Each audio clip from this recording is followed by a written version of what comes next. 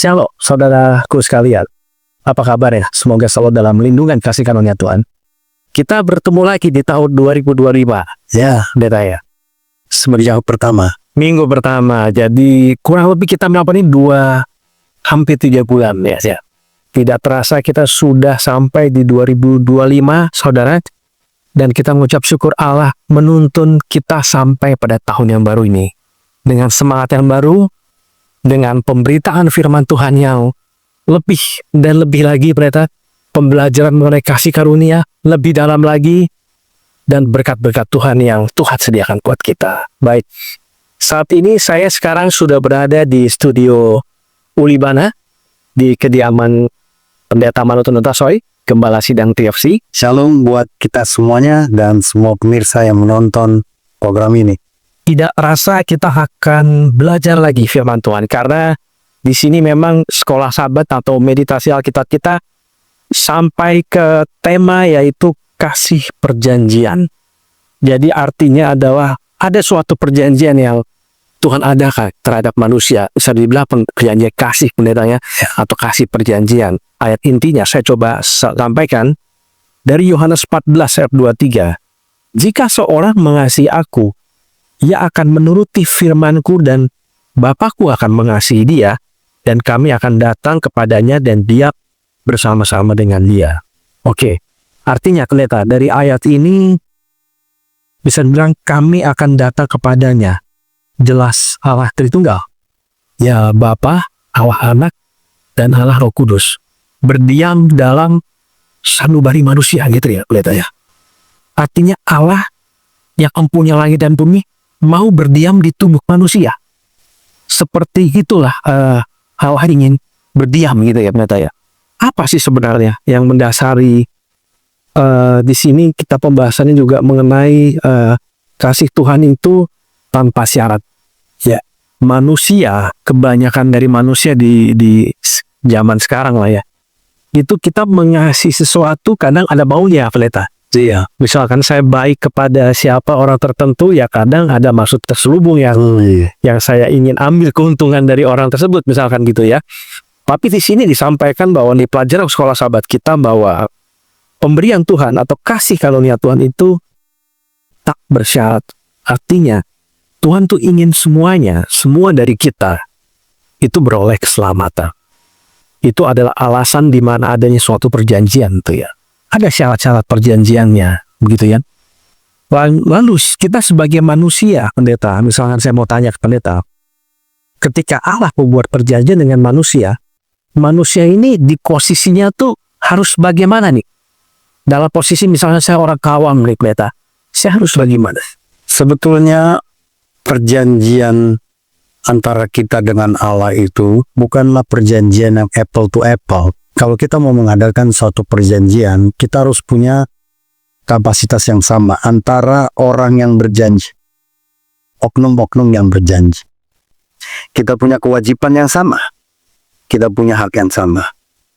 Tapi tidak sebetulnya dengan perjanjian kita dengan Allah. Allah itu khalik kita, khalik pencipta, sementara kita adalah manusia ciptaan. Dia ada dalam keabadian, kita ada dalam kefanaan. Nah, kalaupun kita menemukan istilah perjanjian di dalam kitab suci, ini harus dipandang, harus dalam sudut pandang Tuhan. Nah, pada waktu perjanjian itu pertama sekali diadakan, sebetulnya itu setelah manusia jatuh ke dalam dosa. Perjanjian yang Allah maksud adalah dia mau memulihkan citra Allah atau cahaya kemuliaannya yang ada di dalam diri manusia. Jadi ketika Adam dan Hawa pertama sekali jatuh ke dalam dosa, impact pertama adalah cahaya kemuliaan yang menyelubungi Adam dan Hawa, yang sepatutnya membuat mereka abadi, itu meredup dan hampir padam, hilang dari manusia. Hilangnya cahaya itulah yang membuat manusia menjadi fana, menjadi menderita, merasakan kesakitan, kesusahan, kekhawatiran, ketakutan, ketidaktenangan, dan lain sebagainya. Bahkan, hilangnya cahaya itu membuat kerusakan yang terintegrasi. Ya, Kerusakan yang terintegrasi karena manusia penuh dengan ketakutan. Ketakutannya membuat semua tindakan dan perilakunya menjadi merusak alam sekelilingnya. Sehingga itulah, ya, karena terangkatnya atau padamnya cahaya kemuliaan Allah dalam diri manusia itu, maka Allah ingin sekali memulihkan manusia. Itu sebabnya datanglah perjanjian itu. Allah sebetulnya berjanji kepada dirinya sendiri. Dia bilang bahwa nanti kesusahan dan penderitaanmu ini yang kau perbuat sendiri akan tiba saatnya kuakhiri. Aku akan mendatangkan keselamatan bagimu. Aku akan mendatangkan cahaya kemuliaan. Aku akan mendatangkan citraku yang semula. Tapi bukan pada dirimu, tapi pada keturunanmu nanti. Maka jagalah baik-baik dirimu. Hiduplah sesuai dengan ketetapanku. Maka lihat, kamu akan panjang umur, kamu akan berketurunan, kamu akan melahirkan generasi demi generasi, maka saatnya akan tiba. Dari generasimu itu akan lahir cahaya kemuliaan, terang Allah untuk memulihkan citranya di dalam diri. Itu awalnya perjanjian. Jadi perjanjian itu sebetulnya perjanjian Allah pada dirinya, tapi dia wartakan kepada manusia. Itu sebetulnya. Baik, jadi bisa dibilang image of God itu Tuhan ingin kembalikan. Karena gambar dan rupa manusia ini sudah dirusak oleh kuasa gelap gitu ya. Betul, jadi dia ingin betul, itu satu perkara. Harus diingat kuasa gelap. Ya, karena itu berbanding terbalik atau kontrasnya dari kata the image of God itu artinya citra. Citra itu sebenarnya cahaya. Dalam bahasa yang dipengaruhi bahasa Arabian, nur. Datangnya nur itu, yakni itu datang dari hembusan nafas Allah. Ya. Kita nggak bisa menggambarkan sekarang ketika kita dalam kefanaan.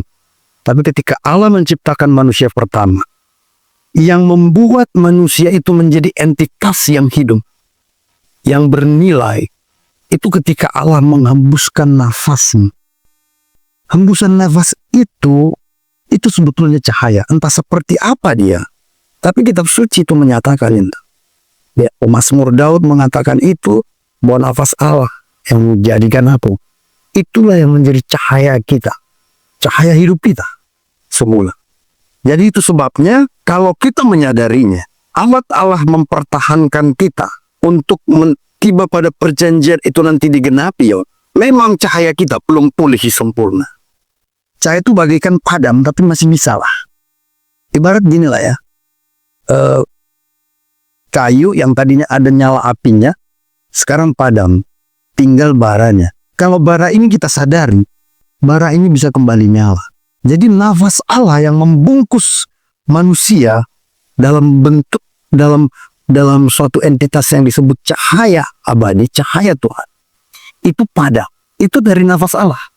Maka untuk mengembalikannya, untuk mempertahankan cahaya itu, kita harus menggunakan nafas kita untuk komunikasi dengan Tuhan. Itu sebabnya kitab suci menyimpulkan bahwa doa kita itu adalah nafas jiwa kita. Oh, jiwa kita adalah doa kita atau komunikasi kita dengan Tuhan Khalik semesta. Jadi berdoa itu sama dengan kita bernafas ya. Sama sedemikian ya. Karena nafas hidup orang percaya Harus menjadi doanya. harus menjadi doa dan itu. Baik, kita kembali ke sekolah Sabat. Alasan dibalik terjadinya perjanjian ini adalah Tuhan ingin memulihkan manusia. Ya, Tuhan di sini diambil contoh ketika Ulangan 7 ayat 8, yaitu ketika bangsa Israel keluar dari Mesir, ya, ia ingin menggenapi firman-Nya, sebab karena Tuhan mengasihi kamu. Kamu dalam hal ini bangsa Israel gitu ya. Dan kata yang didefinisikan loh, mengapa Tuhan membuat perjanjian dengan kita, itu adalah hesed. Beda. Ya, bisa diceritakan hesed itu apa maksudnya? Ya, hesed itu salah satu kata dari bahasa Ibrani untuk menerjemahkan kasih karunia atau kasih Allah. Kasih itu bersifat sepihak, tidak punya unsur menuntut balas. Kasih itu seperti sesuatu yang memberi senantiasa. Kasihnya itu tidak bersyarat. Bukan karena orang yang dikasih itu baik, maka dia memberi kasihnya. Enggak. Ya. Jadi memang itu takdir Allah sendiri. Nature Allah, sifat alamnya Allah itu sendiri mengasihi. Seperti itu. Dia mencintai dengan maksud untuk menyatakan sifatnya itu tadi. Kasihnya itu adalah suatu kebaikan bagi manusia. Itu semata-mata.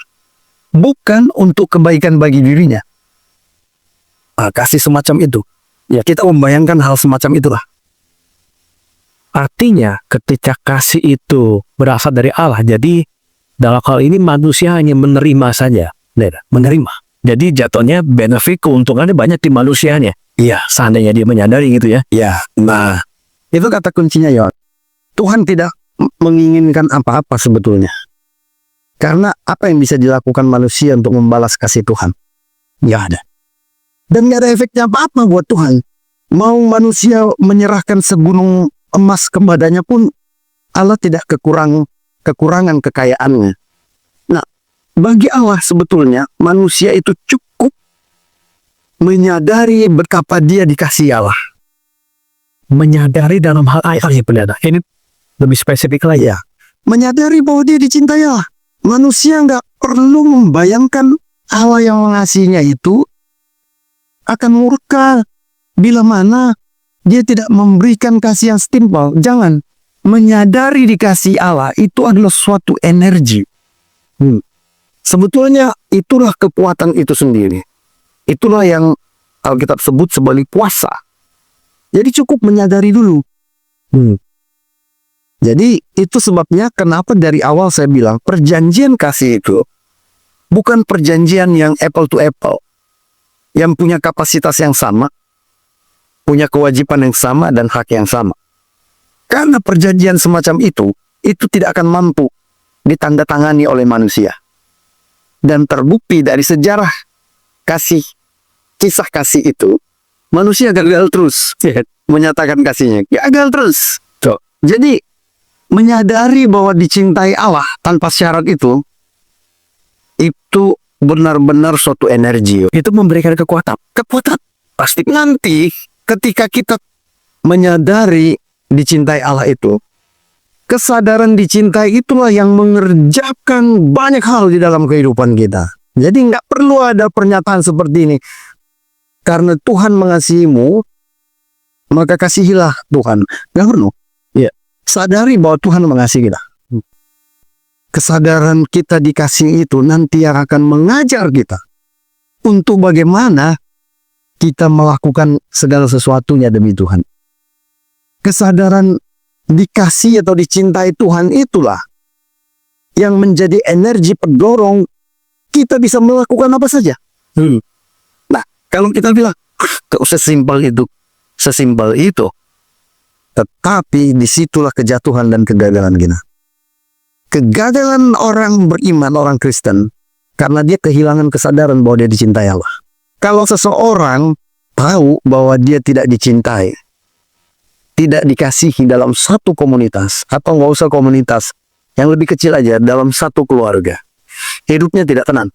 Atau saudara boleh imajinasikan, yang ini boleh bayangkan, kalau kamu datang ke suatu komunitas, yang kamu sadar bahwa kamu tidak diinginkan di situ. Kamu tidak diterima di situ. Kamu tidak diterima sebagaimana engkau ada di situ. Bagaimana perasaanmu di situ? Hal yang pertama, kamu tidak akan tenang. Iya. Kamu akan penuh kekhawatiran, kamu jadi salah tingkah. Kalau sudah salah tingkah, ya kan? Ya salah bersikap, salah bertindak. Maka itu akan menjadi suatu kerusakan yang terintegrasi. Ya kan? Orang yang penuh dengan kekhawatiran, ketakutan, tidak diterima, tidak dicintai, tidak dikasihi, hidupnya justru merusak. Itu persoalan. Ini menarik nih. Alasan kenapa, apakah saudara merasa seperti hidup saudara tidak berharga gitu? Ya. Apakah misalkan saudara merasa tidak dianggap oleh dunia ini gitu ya? Ya. Tapi jangan khawatir saudara. sadarilah di dalam sanubari kita, saya dan saudara, bahwa kita ini dikasihi Tuhan. Ternyata saya akan coba mewakili banyak pertanyaan pemirsa nih. Kalau sebegitu besar kasihnya Tuhan ya terhadap manusia, kenapa harus ada penderitaan di dunia ini? Ada kesedihan, duka cita, penderitaan terjadi di banyak. Wah, seperti apa? Sekali lagi, bahwa penderitaan, kesusahan, bahkan kebinasaan itu datang berasal di awal karena meragukan kasih Allah. Kita mau mencari duanya kasih Allah. Kalau seseorang tidak ragu lagi dengan kasih Allah, dia benar-benar menikmati kasih Allah. Nggak ada lagi duanya. Manusia pertama menduakan kasih Allah itu, sehingga dia pikir dia mau mendapatkan kebahagiaan di luar yang telah dijanjikan Allah. Bahkan dia mendekati kematian, mendatangi kematian. Dia tertarik melihat buah pohon itu karena memang tampangnya menarik. Ya kan? Dia pikir itu akan mendatangkan kebahagiaan. Itu artinya dia meragukan kebahagiaan yang ditawarkan Allah, yang sudah ada, yang sudah dia nikmati. Jadi menduakan kebahagiaan yang diberikan Allah itu sama dengan meragukan kasih karunia-Nya. Maka itulah pintu penderitaan, kesusahan, dan kebinasaan bagi manusia. Dan iblis tahu, ya, energi gelap tahu bahwa manusia mudah matanya silau melihat kemuliaan yang lain. Masa dia mau tawarkan semesta yang begitu indah hanya dengan keindahan suatu buah yang panah. Jadi penderitaan, kesusahan terjadi itu karena manusia itu melihat sesuatu yang lain, ya, di luar kasih Allah. Betul. Oke, berarti pemirsa ini menarik nih. Penderitaan datang itu awalnya dari kita yang bisa dibilang meragukan, sehingga kuasa gelap mengoffering, menawarkan yang seakan-akan better choice ya, pendeta ya, pilihannya lebih baik dari yang sudah ada. Tapi ternyata ujungnya penderitaan, saudara. Apakah saudara pernah mengalami hal seperti ini? Saudara diperhadapkan 2 atau 3 pilihan yang sederhana dan semuanya terlihat baik, tapi ketika kita pilih apa bahkan salah jalan, semuanya membuat kita menjadi menderita gitu ya, pendeta ya. Tapi manusia itu memiliki free will dong, pendeta. Benar ya? Ya. Free will ya. Jadi kehendak bebas dong. Ya. Dia bisa memilih gitu ya. Itu yang memang Tuhan tidak membuat manusia seperti robot gitu ya. Ya. Tapi dia mempunyai free will. Nah, bagaimana pendeta dari sisi free will ini manusia cenderung menetapkan pilihan yang salah gitu ya. Disitulah letak kasih Allah yang luar biasa tadi. Sekali lagi, Allah mengasihi kita bukan karena ingin mendapat sesuatu dari kita.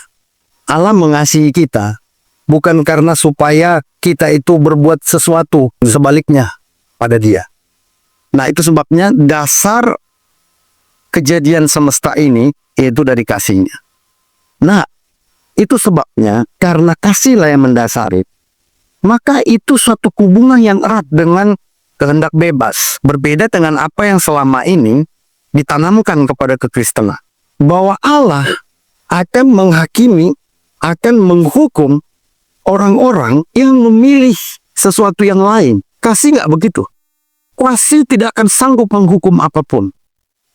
Kasih itu membebaskan, sekali lagi ya, kasih itu bahkan memerdekakan orang untuk memilih sesuatu yang buruk sekalipun kepada dirinya. Meskipun yang buruk, beda. Ini pasti akan menjadi benturan rasional di hati saudara. Ya. Tapi sesungguhnya inilah kasih yang dimiliki Allah itu bahkan memerdekakan siapapun makhluk ciptaannya untuk memilih, bahkan memilih yang terburuk bagi dirinya. Allah tidak akan pernah menghukum karena Dia memilih yang terburuk. Karena kasih itu harus ada free will. Free will itu karena kasih, itu keterikatan. Nah, kalaupun kita lihat mengapa manusia menderita, susah bahkan binasa, sama sekali itu bukan intervensi Allah menghukumnya, tetapi dia terhukum oleh pilihannya itu sendiri. Pilihan yang salah. Ya, karena kasih Allah itu nggak bisa menghukum. Kasih Allah tidak membuatnya sanggup untuk menghukum. Arti hukum apa? Hukum adalah membalaskan sesuatu sesuai yang telah diperbuat oleh orang itu. Kasih Allah tidak demikian. Jadi itu sebabnya ketika ada orang memilih yang lain daripada yang dikehendaki Allah, Allah tidak membalas itu. Karena memang kasihnya dari awal tidak ingin dibalas. Kalaupun manusia menderita, manusia menjadi susah, manusia binasa, dia menderita dan binasa oleh karena pilihannya itu sendiri. Sama seperti, jadi ada dua toko bersebelahan. Ada madu, ada racun. Kalau kita mau membeli madu untuk kita minum, maka yang membuat kita menikmati manisnya itu bukan si pedagang. Ya karena kita beli dan kita minum. Demikian juga dengan racun. Ketika orang memilih racun untuk diminum, lalu dia mati, itu menyebabkan bukan si pembuat racun. Itu karena keputusan dan tindakan orang itu. Itu sebabnya dalam kitab Roma pasal 1, ketika manusia memilih hal buruk dalam dirinya, maka yang buruk itulah yang menghukumnya. Allah bilang, maka Allah menyerahkan mereka kepada keinginan-keinginannya, menyerahkan mereka kepada pilihan-pilihannya. Manusia terhukum oleh perbuatannya sendiri. Manusia menderita bahkan binasa oleh pilihannya sendiri. Allah selamanya tak pernah membuat manusia menderita, tak pernah membuat manusia binasa. Selamanya dia mengasihi, sebab kasihnya itu tak terbalas. Kasih yang tak berbalas yang Allah berikan. Jadi dia harus selaras dengan kehendak bebas. Menarik ya, pemirsa. Jadi artinya manusia itu merasa terhakimi. Itu bukan salah Tuhan, bukan. Tapi salah niatnya. Jadi dia terhakimi karena pilihannya salah. Tetapi kasih karunia dari Tuhan akan menolong dia yang sudah terlanjur terpuruk. Kesalahannya dia, Tuhan akan tarik dia. Ya. Benar ya? Ya, nah kenapa? Jadi begini. Bagaimana sepertinya pendeta kontradiksi, mungkin sebagian orang bilang begitu ya.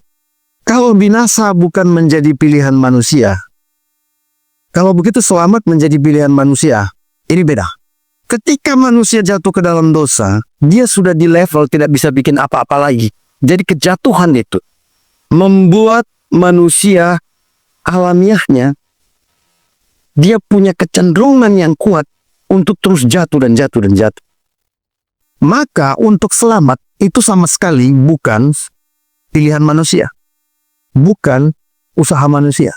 Untuk media penyelamatan itu benar-benar inisiasi Allah. Nah kembali lagi ini selaras dengan kehendak bebas atau kasih yang tak berbalas itu. Jadi penyelamatan Allah nggak bisa kita balas.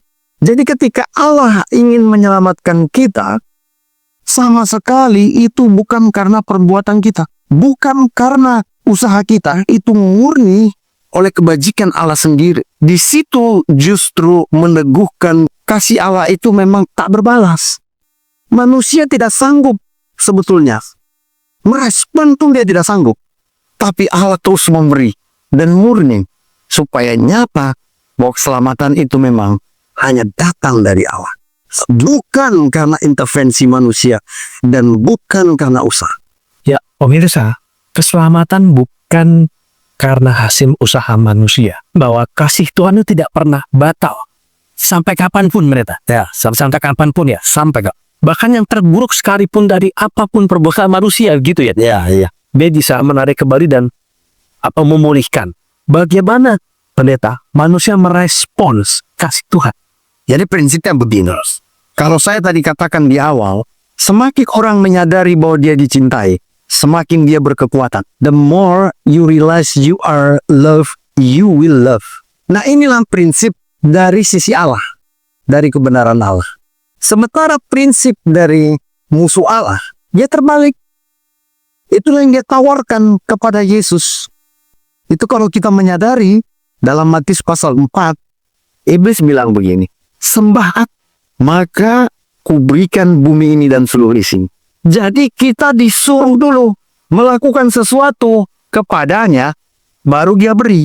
Tuhan beda, kamu kukasih dulu, baru kamu sanggup mengasihi. Nah itu sebabnya, secara prinsip di kitab suci, Paulus bilang bahwa Allah mengasihi kita ketika kita masih berdosa. Itu benar. Nah, juga Yohanes menulis itu, bahwa kita mengasihi karena Allah lah lebih dulu mengasihi kita. Akan tetapi Allah menunjukkan kasih-Nya kepada kita. Oleh karena Kristus telah mati untuk kita ketika kita masih berdosa. Kristus telah mati itu artinya Allah itu dalam wujud Yesus. Dia mati karena mau menggantikan kematian kita. Jadi dia telah mati ketika kita masih berdosa. Allah telah menebus kematian kita akibat dan upah dari dosa kita. Bukan setelah kita bertobat. Jauh sebelum kita bertobat. Bahkan belum ada terbesit pun di pikiran kita bertobat. Allah telah menyediakan ganjaran dari kematian itu. Untuk memahami kasih Allah ini, kita harus belajar dari seseorang yang paling menyadari bahwa dia dikasih Allah. Yohanes Kekasih. Dia yang menyebutnya sebagai kekasih, the beloved of the Lord. Dia tidak dibilang Yesus sebagai the beloved. Bukan Yesus yang mengatakan. Bukan juga papanya. Bukan juga mamanya. Bukan juga teman-temannya para rasul. Enggak. Dia yang mengklaim dirinya sebagai orang yang dikasihi. I am the beloved of the Lord. Kenapa? Karena dia tahu energi kekuatan hidupnya datang dari kesadarannya dicintai oleh Yesus Kristus. Makanya dia bilang, dia bisa menulis itu. Kita mengasihi karena Allah lebih dahulu mengasihi kita. Yohanes 1 Yohanes 4 ayat 19. Dia mau mengatakan, aku bisa mengasihi karena Allah lebih dahulu mengasihi aku. Ya kan? Dia menyebut dirinya sebagai the beloved one. Ya. Itu karena memang dia tahu kasih Allah. Dia mengekspresikannya dengan ngelendot atau bersandar. Ya, setiap saat, setiap dia mau di dada Yesus. Bersandar di dada Yesus. Itu berarti Yohanes paling mengerti. Paling mendengar bisikan terhalus yang keluar dari mulut Yesus. Detak jantungnya pun dia rasakan. Desah nafasnya pun dia rasakan. Dia tahu semua yang keluar dari Allah, baik nafas dan detak jantungnya, adalah gemuruh kasih. Dia orang yang paling mengerti. Makanya Injil yang ditulisnya adalah Injil kasih karunia. Setiap orang percaya, nggak usah buru-buru baca yang manapun dalam kitab suci. Baca Gospel of John. Injil kasih karunia Allah. Kita akan dibawa hanyut untuk menikmati kasih karunia yang sebenarnya dari Yesus Kristus. Kalau tidak, semua keagamaan kita itu sebetulnya sedang kita bicara omong kosong. Ya, hanya formalitas. Kita harus merasakan seperti apa yang dirasakan oleh Yohanes Kekasih. Baru kita bisa, I am the beloved of the Lord. Jadi kesadaran kita dikasih dan dicintai oleh Allah itu sangatlah powerful ya. Sebaliknya kalau manusia dihakimi terus menerus, wah makin down ya, makin gak ada harapan, bahkan bisa bunuh diri mungkin ya. Tapi ketika dia disadarkan bahwa kamu dikasihi loh, seberapapun kejatuhanmu, sekelap apapun masa lalumu, kamu tetap dicintai Tuhan. Artinya memang Tuhan kita bukanlah seorang pribadi yang melihat masa lalu, berarti ya dia mengampuni masa lalu kita karena dia melihat kita ingin hidup di masa saat ini dan di masa depan yang penuh dengan harapan. Jadi sebesar itu kasih Allah ke kita, asalkan kita menyadari, gitu ya. Pemirsa, sadarilah bahwa apa yang dikatakan oleh Pendeta Huta Solid, bahwa renungkan bahwa diri saudara itu dikasih oleh Allah. Dikasihnya dengan sangat-sangat dahsyat. Bukan kasih yang biasa-biasa, pendeta ya. Kasih agape, kasih yang tanpa syarat. Bahkan sepihak. Allah yang mengasihi. Saudara cukup menerima, meresponi, dan hidup di dalam kasih karunia. Seperti itu ya, pendeta ya. Jadi itu harus ditanamkan. Kalau kita merindukan suatu kehidupan yang berlimpah, ya, supaya kita bisa memberi dan memberi, ya kan? Ya, kan ada orang senang, sukacita kalau bisa berbagi dan memberi. Tapi dia lupa menyadari bahwa dia telah menerima dengan berkelimpahan. Jadi yang harus disadari sederhana. The more you get, the more you give. Semakin banyak kita merasa menerima, semakin banyak kita akan memberi. Jadi orang-orang yang tidak bisa melepas kasihnya, membagikan apa yang ada padanya, itu sederhana aja. Karena dia mungkin sedikit menyadari bahwa itu datangnya dari kasih Allah. Kemungkinan besar, dia justru menyadari bahwa apa yang diterimanya itu hasil usahanya. Kekuatannya sendiri, kekuatannya sendiri. Semakin dia menyimpannya, atau hanya sedikit membagi-bagikannya, itu berbalik terbalik dari kesadarannya. Kemungkinan besar, dia berpikir apa yang ada padanya, apa yang dia dapatkan itu datang dari usahanya, bukan dari Tuhan, bukan dari apa. Ya, berarti memang sebutnya dari Tuhan. Iya sebutnya. Tapi mereka memungkiri kekuatannya. Seperti Paulus bilang, sesungguhnya mereka memungkiri kekuatannya. Iya. Mereka berpikir itu kekuatan dia. Iya. Karena banyak orang. Jadi orang-orang itu bukan tinggal di terminal yang penuh dengan, ya kalau kita sebutnya kehidupan yang rusuh ya, nggak jelas ya, atau di tempat-tempat hiburan malam dan lain sebagainya. Enggak. Orang-orang kayak gitu banyak di gereja. Ya kan? Dia datang ke gereja seperti hendak memuliakan Allah, bersuka cita terhadap kebaikan Allah. Tapi Paulus bilang, pada dasarnya mereka memungkiri kekuatannya. Mereka yang mereka akui sebetulnya dalam hidup mereka adalah kekuatannya. Yes. Betul ya kan? Terbukti, dia kalau sudah kehilangan sesuatu, lihat aja reaksinya bagaimana. Bagaimana dia mencak-mencak dan tidak akan pernah selesai dengan itu. Orang yang tidak punya rasa ikhlas dalam dirinya ketika melepas sesuatu, itu pasti datang dari pemikiran bahwa karena sesuatu itu adalah hasil usahanya. Nah, semua orang yang berpikir bahwa sesuatu itu adalah hasil usahanya, dia nggak pernah terpikir bahwa yang hilang bisa kembali. Makanya dia mempertahankan mati-matian. Dan lebih sering malah membayarnya lebih mahal. Karena ketidakikhlasannya. Tapi orang-orang yang tahu sudah datang dari Tuhan, di dalam Tuhan, datang dan pergi sama saja. Apa yang telah pergi bisa datang kembali. Apa yang telah datang bisa pergi kembali. Di dalam Tuhan, kita bisa menerima apa yang pernah kita lepaskan. Dan kita bisa melepaskan apa yang telah kita terima. Itu prinsipnya. Itulah dampak atau buah dari penerimaan teologi kasih karunia atau kasih perjanjian. Jadi betapa luar biasa dan kental bedanya ya. Jadi pendeta melihat yang tadi disampaikan oleh pendeta sendiri. Meskipun itu di gereja, banyak orang datang itu berdasarkan atau bergantung kepada kemampuannya. Ya. Karena dia merasa lebih bekerja keras dibanding kebanyakan orang. Tapi pendeta, saya mau tanya, tapi saya boleh ya, saya agak sedikit kontra ya. Tapi misalkan saya orang itu nih, saya the one of them gitu ya. Saya merasa, no pendeta, ya fair dong.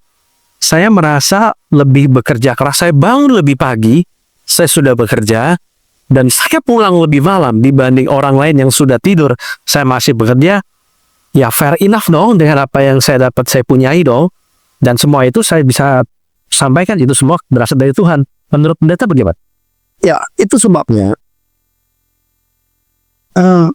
Tuhan sendiri kalau melihat banyak orang beriman atau orang Kristen yang seperti itu, saya percaya Tuhan gak langsung getok tuh kepalanya.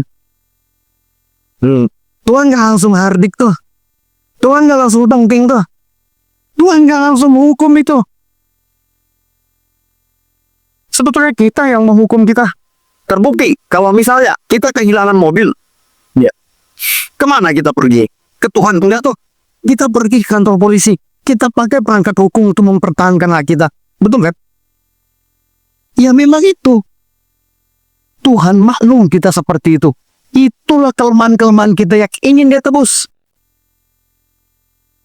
Dan itu sudah menjadi nature kita.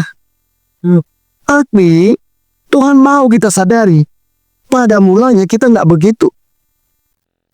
Pada mulanya ketika kita tercipta, datang dan pergi dari apa yang telah diberikan Tuhan kepada kita, itu kita akan merasa biasa-biasa saja. Kalau kita seandainya dikasih sekelumit rasa mula-mula itu, ya kan, di hati kita kehilangan mobil, kita nggak lapor polisi, kita nggak minta hukum membela kita. Kita bilang, beri, Tuhan kasih lagi yang baru. Ada nggak yang disanggupkan itu? Ada. Percikan hilang itu ada pada banyak orang. Memang jarang, tapi ada. Sebagai bukti, memang Allah menyanggupkan orang seperti itu. Dan saya melihat kesaksian itu banyak terjadi. Mobil kita hilang, itu tidak lebih menyakitkan ketika anak kita hilang. Dibunuh oleh orang. Saya sudah melihat kesaksian itu. Saya langsung tarik ke diri saya. Oh Tuhan, betapa kerdilnya imanku ini. Seorang bapak diwawancarai ketika anaknya dibunuh. Orang yang membunuhnya itu, dia bisa lepas maaf dan pengampunan. Dia bilang dia ikhlaskan, dia tidak membalasnya. Ini dampak menyadari kasih karunia Allah. Itu nggak bisa digantikan. Kalau maaf mobil masih bisa digantikan. Tapi dia bisa melepas dengan ikhlas sesuatu yang tidak dapat digantikan lagi. Bukankah ini energi ilahi? Pertanyaan, ada orang itu? Ada. Dan bukan sendirian orang yang bersaksi seperti itu. Jadi sebetulnya kalau kita menyadari, kekristenan kita menyadari, bisa kita di level itu. Tapi sekali lagi kata-kata ini, kata-kata saya ini, bukan kata-kata penghakiman dan penghukuman. Ini kata-kata motivasi. Dan motivasi siapa? Saudara semua. Bukan memotivasi diri saya sendiri. Karena saya belum juga sekelumit memiliki itu. Tapi paling tidak, saya menyadarinya. Saya memahaminya bahwa itu kehendak Tuhan. Masalah yang berat, kalau kita pikir itu bukan kehendak Tuhan. Kita berpikir, nggak mungkin lah ada orang begitu. Karena kita nggak mampu begitu, lantas kita bilang bahwa itu berlebihan, bahwa itu salah, bahwa itu dongeng. Nggak ada. Banyak orang yang seperti itu. Melepas sesuatu yang dimilikinya. Tapi dengan keyakinan, pasti Tuhan akan kembalikan. Sebetulnya saya telah mengalami itu. Ya, saya telah kehilangan orang yang saya kasih. Adik saya. Dan berbulan-bulan saya nggak bisa tidur. Saya gelisah. Rasa bersalah menghantu. Bukan berbulan-bulan, bertahun-tahun. Sampai akhirnya saya selesai dengan diri saya. Saya bilang, Tuhan hibur aku. Aku percaya orang yang kucintai seperti itu akan datang ke dalam hidup. Dan Yon itu Tuhan jawab saya untuk membuktikan bahwa suatu saat kalau kau kehilangan lain, aku ada memberi. Adik saya tuh meninggal dunia di usianya yang ke-11 tahun. Saya tetap mengingat tampangnya, perawakan. Dan kamu tahu nih, adik saya bagaikan terlahir kembali di dalam diri anak saya. Ini Aido, karakternya mirip sekali dengan adik saya.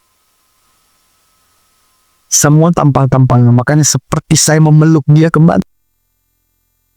Saya baru sadar, ternyata Tuhan mengembalikan apa yang pernah hilang dalam hidup saya. Ternyata ketika kita kehilangan, kita nggak sepenuhnya kehilangan. Kita nggak benar-benar kehilangan. Kalau kita menyadarinya bahwa Allah sanggup mengembalikan apa yang pernah hilang, kita menerimanya. Kita pasti menerimanya. Sampai di sana levelnya. Yang kedua, saya mendapat percikan itu, makanya saya tahu rasanya bagaimana. Ada orang pinjam uang sama saya. Datang ke rumah ini sambil menangis. Mohon-mohon akan dikembalikan dalam waktu yang cepat. Saya lepas. Saya pendeta kan gak punya banyak uang. Saya memberi dari kekurangan saya. Saya menggadaikan barang saya supaya dia bisa. Ternyata meleset. Dan setahun 2 tahun dia tidak bayar lunasi. Akhirnya memang benar-benar dia tidak bisa lunasi. Saya sempat marah, tapi akhirnya saya menyadari, Tuhan, kalaupun memang saya harus kehilangan itu, gantikan buat saya. Dan benar, tidak lama setelah saya mengikhlaskan semua itu, tapi ingat, ketika kita ikhlas, maka semesta bekerja. Kamu tahu Yuni, Allah membalaskannya kembali. Mengirimkan kembali uang itu dengan cara yang lain. Dari orang lain. Saya dapatkan persis nilainya seperti itu. Bahkan kemudian saya bilang begini, oh Tuhan, luar biasa, saya menangis terharu. Saya dapatkan persis seperti itu jumlahnya.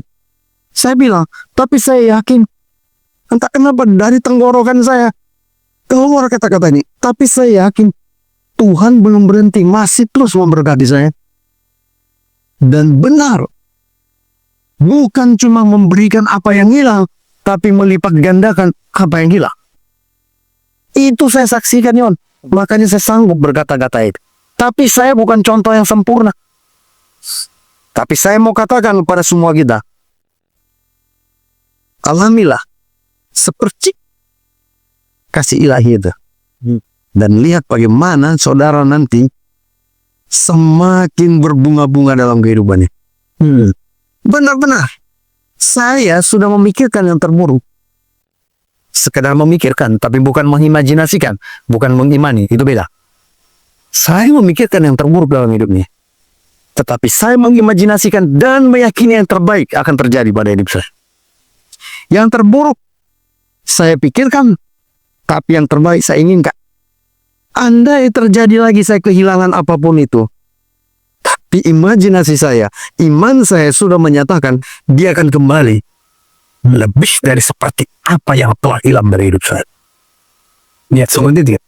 Luar biasa ya. Jadi bahkan pendeta sudah ready ya. The next kehilangan, pendeta yakin Tuhan akan kembalikan apa yang hilang. Kenapa? Ya, karena saya sudah mengalaminya berkali-kali. Jadi kalau saya sudah pernah mengalaminya, kenapa saya tidak percaya apa yang terjadi di masa yang akan datang? Tapi ingat, sekali lagi, saya bukan contoh yang sempurna. Ya, ini yang seperti kenikmatan kasih ilahi yang saya mengalami. Semua kita pasti bisa mengalaminya. Ya, semua bergantung pada rasa atau pada iman kita. Berarti ikhlas dulu, pendeta. Ikhlas dulu, selesai dulu. Iya, sebelum tiba ikhlas, sadari dulu. Sadari dulu dia. Mungkin sebelum level sadar, pahami dulu pemahaman atau informasi datang dari sering mendengar firman Tuhan. Yes. Ya. Ya, ya. Nggak tiba-tiba datang deh. Iman timbul dari pendengaran dengan firman. Yes, Tuhan. Yes. Menarik ya, saudara ya. Iya.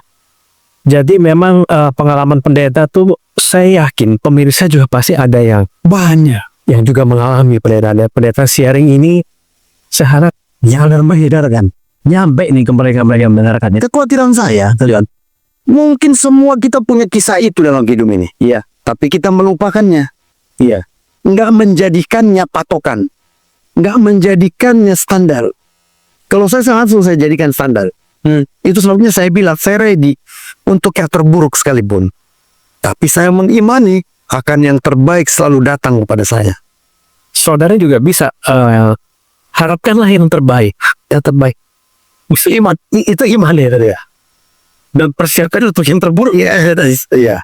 Tapi di atas yang level terburuk, Karena yang terbaik apa? itu udah tingkat level yang khusus lah ternyata ya. Itu bisa dicapai semua orang. Bisa dicapai semua orang ya. Perlu waktu kadarnya. Iya. Kalau tadi yang saya ceritakan itu anaknya dibunuh kan? Iya. Kalau itu saya nggak bisa. Nah, tapi kita harus ready untuk segala sesuatu. Ya, tapi percaya yang terbaik Tuhan atau lingkungan. Karena kalau kita dibawa kasih karunia, semua kita tidak lagi di bawah kutuk kesakitan, penyakit, tidak di bawah kutuk kemiskinan, tidak di bawah kutuk penderitaan, kesusahan. ketelantaran, semuanya. Roma pasal 8 bilang, kalau kita sudah dalam kasih karunia, semua sickness shall no dominion over you. Ya, tidak akan menguasaimu lagi. Harus itu yang kita imani. Kutuk sudah dibebankan kepada Yesus, Kepada Yesus Kristus. Yes, itu benar ya. Ya, Itu harus diingat tuh. nah harus diimani. Kadang kita merasa tuh, ya bahkan saya sendiri benar. Kadang saya juga pernah up and down. Terutama ketika saya down, saya merasa Tuhan ini kayaknya melupakan saya nih gitu kan. Apa saya merasa, aduh saya mungkin yang salah kali ya. Tapi mungkin ya itu, karena saya merasa kurang sadar kalau betapa saya dikasihi Tuhan, apapun keadaan saya. Karena kan yang menghakimi saya atau siapapun ada di antara kita, pasti manusia pendeta. Kita terhakimi oleh kesalahan yang kita lakukan, bahkan oleh ya performance kita yang kurang bagus. Misalnya ya tadi hakimi lah, do good, get good, do bad, get bad. Nah itu manusia di zaman modern seperti ini, tuntutannya tinggi. Di kerjaan contohnya, tuntutannya seperti itu. Ya harus do good every day, every month, every year, setiap tahun, konsisten. Tapi ketika kamu tidak konsisten, ya mohon maaf, penghukuman datang nih. Dan kita hukuman datang, kita sebagai manusia merasa, wah saya nggak berdaya nih. Kok saya seperti sampah ya gitu ya. Saya merasa tidak dikasih orang, tetapi sebenarnya kita tetap dikasih. Kesadaran itu akan memunculkan efek kebangkitan dalam hidup semua. Seharusnya ternyata ya. Oke, kembali kita. Di sini kita juga membuka sesi tanya jawab via komentar ya. Ya, ternyata ya. Jadi nanti saudara dari podcast ini, ketika saudara ada yang ingin saudara tadi tergugah selera saudara juga ingin menyampaikan, sampaikan di sini. Saudara sampaikan di situ pendapat saudara, atau bahkan saudara ingin minta didoakan boleh, pendeta ya. Sadarilah bahwa saudara dikasih oleh Tuhan. Apapun sebenarnya kenyataan hidup mereka atau siapapun, pendeta ya, sedang dihakimi dalam titik terendah, akan selalu ada pengharapan dalam Tuhan. Saudara jangan lupa, di nomor telepon yang sedang running di teks ini, saudara bisa sampaikan misalkan apabila saudara ingin dikunjungi pendeta ya. Saudara ingin dikunjungi, saudara juga ingin ada konseling tertentu langsung dengan gembala sidang kita, ataupun saudara ingin didoakan secara khusus ya, pendeta ya. Apakah saudara misalkan merasa terhakimi, atau justru saudara juga ingin ikut belajar tentang Alkitab. Kita sebutnya ini meditasi Alkitab, yang berdasarkan pengajarannya diambil dari materi sekolah sahabat. Jadi jangan lupa saudara tidak perlu malu ya pendeta ya. Kita justru menantikan feedback atau chatting dari saudara gitu ya. Siapapun dari saudara bebas gitu ya. Kita membuka ini karena kita memang ingin sama-sama dicerahkan, diberkati, dan sama-sama belajar. Karena belajar firman Tuhan itu nggak akan pernah ada habisnya. Ada selalu baru berkat Tuhan setiap hari katanya. Dan kita dengan kekuatan kita sebagai manusia yang terbatas, sampai kapanpun dibilang oleh ayat Alkitab Perjanjian Lama, kita nggak mungkin menyelami perbuatan Tuhan sampai akhir katanya. Dari sesi meditasi Alkitab, kesimpulannya ada suatu perjanjian yang Tuhan berikan kepada manusia, perjanjian yang searah sebenarnya ya. Dari sisi Tuhan yang lebih besar, manusia hanya receive saja, menerima gitu ya. Dan perjanjiannya itu abadi, dan kasih Tuhan tanpa syarat apapun gitu ya. Dan pada awalnya memang dan sampai kapanpun Tuhan ingin semua dari kita itu beroleh selamat gitu ya.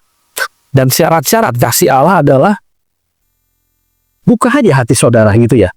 Buka saja. Saudara buka hati, saudara cukup dengar-dengar lebih sering mengenai firman Tuhan dan meresponi kasih Tuhan, dan sadarilah bahwa saudara dikasih oleh. Kasih perjanjian ini menekankan kepada setiap orang percaya bahwa Allah tidak akan pernah mengingkari janji. Dari pihak Allah selamanya yang terbaik Dia upayakan.